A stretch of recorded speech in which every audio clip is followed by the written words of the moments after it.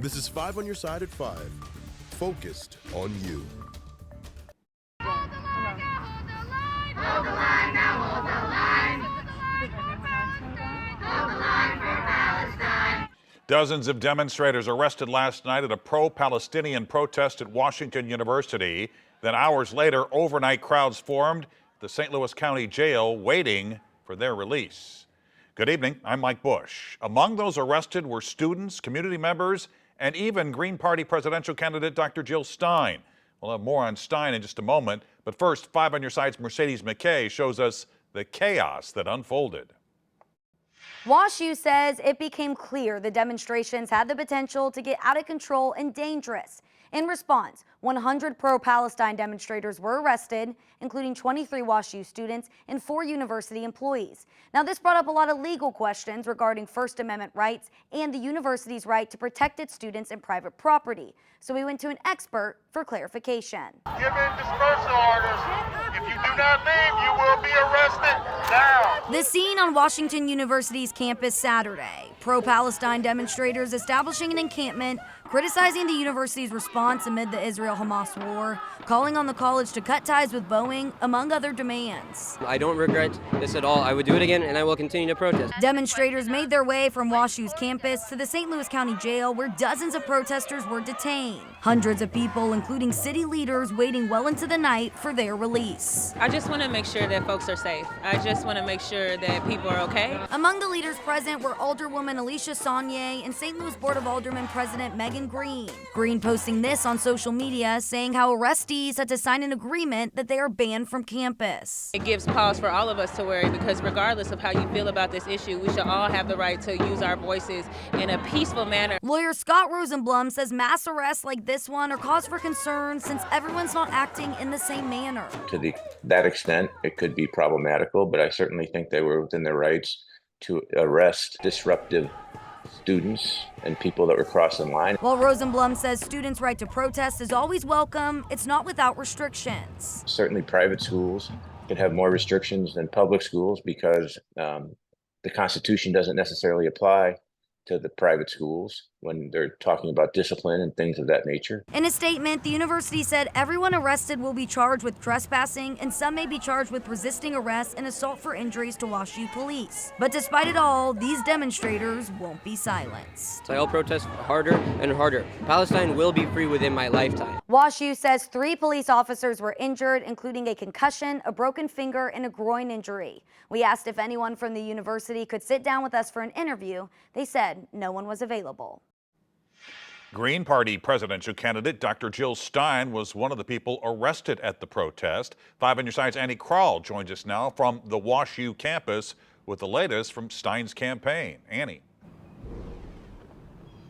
Dr. Jill Stein was charged and arrested because of assault, and that is what we find out here with the WashU pro-Palestinian protest and the encampment yesterday because of Dr. Jill Stein's participation. And of course, we are here now today, and right behind me there are students, there are community members, they're making signs. They're also talking about the police altercations that they saw yesterday. I was out here all night, starting when it was time to break down and police were leaving campus around 9 p.m. with that encampment, and then at 2 in the morning when Stein was finally released, there was nearly 100 detainees in total as a result of the protests, most with trespassing at WashU. That's according to one of the St. Louis alderwomen who was writing down names as they came out of St. Louis County Jail. These politicians trying to use their presence as a way to de-escalate the situation, plus rally support for the pro-Palestinian movement, who cheered and shouted chants all night, waiting for those who had been arrested.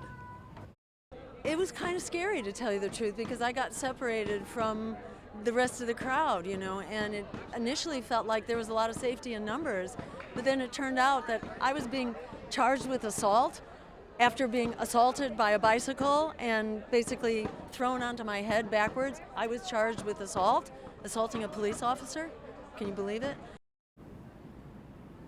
Stein left the St. Louis area earlier today and headed to the University of Missouri at Columbia because there's another planned protest there. Reporting live at WashU, Annie Krall, 5 on your side.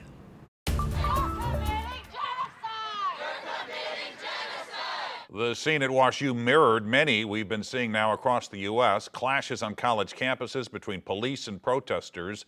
Just this weekend, hundreds have been arrested at these protests, 69 in an encampment at Arizona State, according to a campus spokesperson, 23 at the University of Indiana, and more than 100 at Northeastern University in Boston. Some colleges are resorting to hard closures, putting up barriers and saying anyone found on campus without permission would be subject to citation or arrest.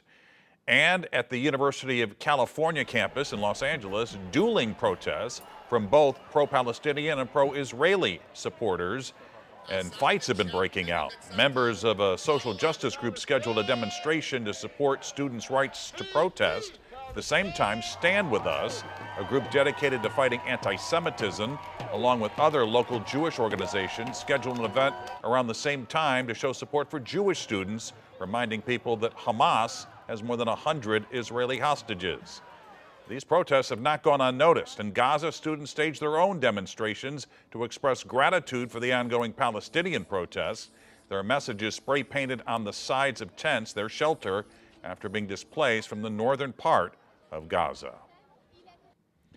Now to a live look downtown where things are cloudy, but not yet raining. The threat of storms, though, looms to the west of us. Gary Frank has more from our Weather First forecast. Yeah, good evening, Mike. For the most part, though, our severe weather threat winding down, which is positive news, as we've been talking about the threat of severe weather in the region as part of this entire system that even brought us a tornado watch last night. Unfortunately, kind of fizzled out, but still brought us some loud thunderstorms. Quiet right now, but cloudy. It's been that way most of the day, which is one of the reasons that we're at least away from the more potent areas where it's in the low 80s there off to our east, and that's been a mitigating factor, which is positive. But the main front that is working its way in central Kansas, that's going to be settling in later on. You'll see storms that are starting to develop ahead of Wichita. You'll see that line there southwest of Springfield. That's where our storms are coming from. Our storms are going to develop here over the next 2 to 3 hours along that line and push our way, and that's what we'll continue to monitor. It's this area where nothing severe just yet, 1 or 2 storms there, but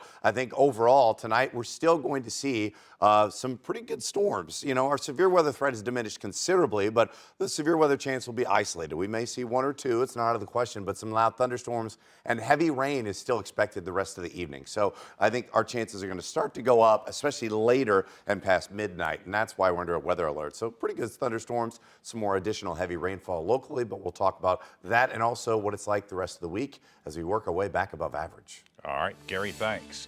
Tonight we have new information about a triple shooting that happened last night on North 20th Street. Officers responded to the house of one of 3 men who were shot. All were taken to the hospital alive and treated for their injuries. Now, according to police, the 3 victims were inside the house talking. That's when police say the suspect came in, yelled at them, and fired shots. That shooting is under investigation. A High Point drive-in location was recently burglarized, and according to the owners, it's the 4th time this has happened over the past 2 years. The 2nd time this month. Thieves left a gaping hole in a window of the Delmar location on McCausland. It's now boarded up. Ultimately, they left empty-handed, according to High Point's owners, who say the cash registers were emptied. There were no cash, according to the post the restaurant made on Facebook. Earlier this month, a similar smash and grab happened at Hot Pizza Cold Beer downtown. The only things taken from that location were the actual cash registers. Florissant's getting fired up. How a 2-day camp is giving women a chance to blaze a new career path. And having a tail-wagging good time with some furry friends, the dog show that didn't take itself too seriously and is giving something back.